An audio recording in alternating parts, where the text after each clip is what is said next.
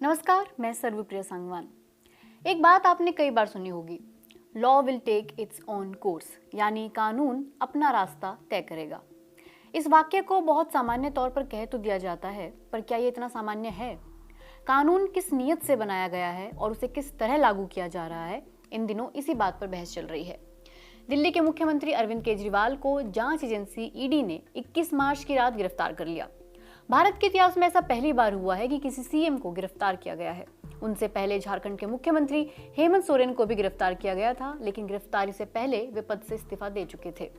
तो अरविंद केजरीवाल को क्यों गिरफ्तार किया गया है, पहले ये समझते हैं। ईडी का कहना है कि अरविंद केजरीवाल दिल्ली एक्साइज घोटाले के मुख्य साजिशकर्ता हैं। एक साउथ ग्रुप को फेवर करने के लिए एक्साइज पॉलिसी बनाई गई, जिसमें पार्टी के कम्युनिकेशन इंचार्ज विजय नायर, मनीष सिसोदिया और साउथ ग्रुप के प्रतिनिधियों के साथ साथ अरविंद भी शामिल थे। ईडी कहती है कि अरविंद केजरीवाल ने रिश्वत ली। ये बात साबित होती है सांसद मगुंटा श्रीनिवासुलू रेड्डी और उनके बेटे राघव मगुंटा के बयानों से, जो इस केस में अप्रूवर यानी सरकारी गवाह बन चुके हैं।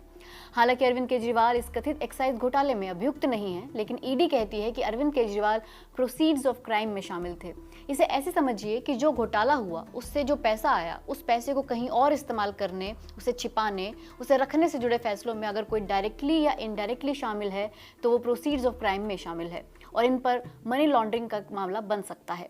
लेकिन केजरीवाल ने इस घोटाले के पैसे को इस्तेमाल किया या नहीं, ये तो ट्रायल में ही पता चल पाएगा। उनका ट्रायल शुरू होगा जब एक्साइज घोटाले का ट्रायल शुरू होगा, लेकिन 1.5 साल से ये ट्रायल शुरू ही नहीं हुआ है।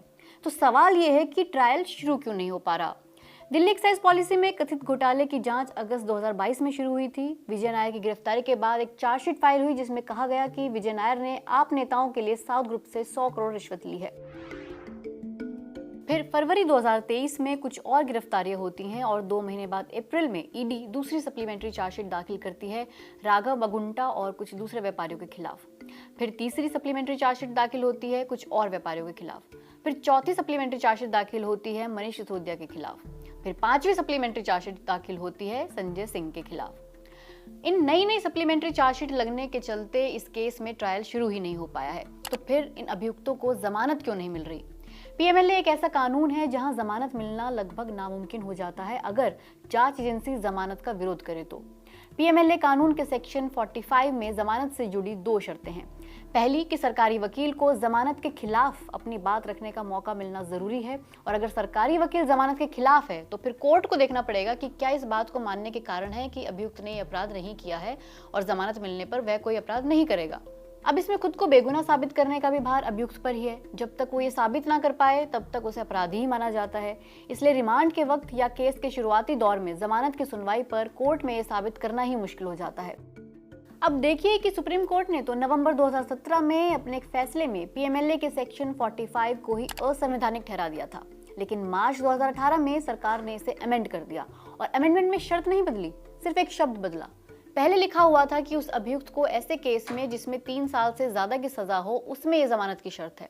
उस 3 साल से ज्यादा वाले वाक्य को बदलकर लिख दिया गया कि इस कानून के तहत अगर कोई अभियुक्त है तो उसे इन शर्तों को सेटिस्फाई किए बिना बेल नहीं मिलेगी, और ये कानून फिर चलने लगा। इसी तरह के प्रावधान यूएपीए कानून में भी हैं और इसलिए वहां भी जमानत मिलना बेहद मुश्किल होता है। एक उदाहरण देखिए, ईडी ने पहला पीएमएलए केस 2008 में दायर किया था ओपीएम इंटरनेशनल कंपनी के डायरेक्टर और बाकी कुछ लोगों पर, लेकिन 15 साल बाद इस केस में सारे अभियुक्त बरी हो गए। 15 साल लगे। इसलिए कहा जाता है कि ऐसे कानूनों में प्रोसेस इज पनिशमेंट। दूसरी बात यह कि नियम के मुताबिक अगर किसी जांच एजेंसी ने किसी अभियुक्त को रिमांड पर लिया है तो 60 दिन के अंदर चार्जशीट फाइल करनी होगी। किसी केस में ये ड्यूरेशन मैक्सिमम 90 डेज की हो सकती है। अगर इतने दिन में चार्जशीट फाइल नहीं होती है तो अभियुक्त अपने आप जमानत के लिए एंटाइटल्ड हो जाता है। लेकिन इस केस में मुख्य चार्जशीट के अलावा 5 सप्लीमेंट्री चार्जशीट लग चुकी हैं, इसलिए भी जमानत में रुकावट आ रही है। लेकिन ये रुकावट सबकी जमानत पर नहीं है। इस मामले में अरविंद केजरीवाल के वकील अभिषेक मनु सिंघवी ने कोर्ट से कहा कि एक पैटर्न चल रहा है। पहले गवाहों से बयान लिए जाते हैं लेकिन उनमें केजरीवाल का नाम नहीं होता, फिर उन गवाहों को गिरफ्तार कर लिया जाता है और उन्हें जमानत नहीं मिलने दी जाती, फिर उनसे डील करके अप्रूवर बनाया जाता है, फिर उन्हें कमर दर्द की शिकायत होती है और ईडी उनकी जमानत का विरोध नहीं करती, वे जेल से बाहर आ जाते हैं। सिंघवी के मुताबिक अगले दिन केजरीवाल के खिलाफ बयान आ जाता है, फिर मामले में किसी सह अभियुक्त का बयान रिकॉर्ड होता है। सारा का सारा मामला इन अप्रूवर्स, कुछ सह अभियुक्त और दिल्ली के एलजी के बयानों पर बुन लिया गया है। लेकिन पिछले 1.5 साल में अरविंद केजरीवाल के खिलाफ कोई सबूत नहीं मिला है। एक घटनाक्रम देखिए। दिल्ली एक्साइज घोटाले पर सीबीआई भी जांच कर रही है और ईडी भी। इस मामले में शराब व्यापारी दिनेश अरोड़ा को सीबीआई ने गिरफ्तार किया था, लेकिन उन्होंने सरकारी गवाह बनना मंजूर कर लिया। उन्हें नवंबर 2022 में जमानत मिल गई। इस तरह की बातों से अभिषेक मनु सिंघवी की बातों को बल मिलता है कि जिन लोगों ने सरकारी गवाह बनना मंजूर किया, उनकी जमानत को ईडी ने नहीं रोका। आमतौर पर किसी सरकारी गवाह को दोबारा गिरफ्तार नहीं किया जाता है, लेकिन इसी केस में उन्हें ईडी ने भी गिरफ्तार कर लिया। फिर उन्होंने नया स्टेटमेंट दिया जिसमें उन्होंने आप नेता संजय सिंह का नाम लिया। इससे पहले किसी के भी बयान में संजय सिंह का नाम नहीं था। इस बयान के बाद संजय सिंह को गिरफ्तार कर लिया गया। दिनेश अरोड़ा जमानत पर बाहर आ गए और जनवरी में अपनी शादी की 25वीं सालगिरह स्पेन में मना रहे थे। वहीं दूसरी ओर पिछले महीने इस मामले में अभियुक्त इंडो स्पिरिट के मैनेजिंग डायरेक्टर समीर महिंद्रू ने दूसरी बार जमानत याचिका दाखिल की। उन्होंने कहा कि वे 17 महीने से जेल में हैं और ट्रायल अब तक शुरू नहीं हुआ है, लेकिन दिल्ली हाई कोर्ट ने उनकी याचिका खारिज कर दी कि इस आधार पर तो जमानत नहीं मिल सकती। मनी लॉन्ड्रिंग के मामलों की पड़ताल में वक्त तो लगता है। अब इसी पर एक महत्वपूर्ण बात सुनिए। सुप्रीम कोर्ट में 2 जजों की बेंच 20 मार्च को झारखंड के पूर्व मुख्यमंत्री हेमंत सोरेन के सहयोगी प्रेम प्रकाश की मनी लॉन्ड्रिंग केस में जमानत पर सुनवाई कर रही थी। जस्टिस संजीव खन्ना ने कहा कि डिफॉल्ट बेल का मकसद ही ये है कि जब तक आप जांच पूरी ना कर लें तब तक अरेस्ट ना करें। आप ये नहीं कह सकते कि ट्रायल तब तक शुरू नहीं होगा जब तक जांच पूरी नहीं होती। आप बार बार सप्लीमेंट्री चार्जशीट दायर करते नहीं रह सकते और अभियुक्त बिना ट्रायल जेल में पड़ा रहे। जस्टिस खन्ना ने additional solicitor general SV Raju से कहा कि इस केस में अभियुक्त 18 महीने से जेल में है, हमें ये परेशान कर रहा है। ट्रायल शुरू होना चाहिए जब भी आप किसी को अरेस्ट करें। जस्टिस खन्ना ने याद दिलाया कि हमने मनीष सिसोदिया के केस में भी ये बात कही थी कि अगर कोई लंबे समय से जेल में है और ट्रायल में देरी हो रही है तो कोर्ट जमानत दे सकता है। पीएमएलए का सेक्शन 45 जमानत को नहीं रोक सकता क्योंकि ये अधिकार आर्टिकल 21 से आता है। जस्टिस खन्ना ने टिप्पणी तो सख्त की लेकिन जमानत नहीं दी। मनीष सिसोदिया की जमानत याचिका पर भी जस्टिस खन्ना ने ही 30 अक्टूबर 2023 को सुनवाई की थी लेकिन जमानत नहीं दी थी। उस बात को भी 5 महीने होने वाले हैं और ये बात सिर्फ जस्टिस खन्ना ने नहीं की, इससे पहले भी अप्रैल 2023 में सुप्रीम कोर्ट ने ऐसा ही फैसला दिया था। जस्टिस कृष्णा मुरारी और सीटी रवि कुमार की बेंच ने कहा था कि बिना केस के जांच पूरी किए कोई जांच एजेंसी अरेस्टेड व्यक्ति को सिर्फ डिफॉल्ट बेल के अधिकार से वंचित रखने के लिए चार्जशीट या प्रोसिक्यूशन कंप्लेंट दाखिल करती नहीं रह सकती। बेंच ने कहा था कि अगर ये कोर्ट मौलिक अधिकारों के उल्लंघन के मामलों में तकनीकी पहलुओं के आधार पर अपने अधिकार क्षेत्र का इस्तेमाल करने से इनकार करता है तो इससे एक गंभीर प्रभाव पड़ेगा, जिसका नतीजा होगा कि इस देश के लोग सरकार के मनमाने और निरंकुश अत्याचार के अधीन हो जाएंगे। लेकिन पीएमएलए कानून और ईडी के अधिकार क्षेत्र इतने ताकतवर हैं कि इसकी तुलना क्रिमिनल प्रोसीजर कोड के बाकी सेक्शन से नहीं की जा सकती। 23 मार्च को सुप्रीम कोर्ट के जज जस्टिस उज्जवल भुयन ने एक इवेंट में कहा कि पीएमएलए में जो पावर्स दी गई हैं उन्हें बहुत सोच समझकर इस्तेमाल करने की जरूरत है और अगर इस कानून का गलत इस्तेमाल किया गया तो ईडी के बारे में नकारात्मक धारणाएं बनेंगी। अगर इस कानून का गलत इस्तेमाल किया गया तो देश को नतीजे भुगतने होंगे। उन्होंने जस्टिस सूर्यकांत और जस्टिस केवी विश्वनाथन के ऑब्जर्वेशंस की भी याद दिलाई। एक केस की सुनवाई के दौरान उन्होंने कहा था कि ऐसे सही केस भी हो सकते हैं जहां ईडी की जरूरत है, लेकिन ऐसे भी केस हो सकते हैं जहां ईडी को गलत नीयत से लाया गया हो। कोई मैकेनिज्म तैयार करना होगा, खासकर वहां जहां राज्य और केंद्र में रूलिंग पार्टी अलग अलग हैं। कुछ तो बेहतर करना होगा ताकि जहां सही केस हैं वे सिर्फ इसलिए ना बच निकलें क्योंकि केंद्रीय जांच एजेंसी केस हैंडल कर रही है, लेकिन ऐसा भी ना हो कि गलत नीयत से कोई विच हंटिंग की जा रही हो। लेकिन विच हंटिंग के अलावा ईडी पर कुछ और आरोप भी लगाए जा रहे हैं।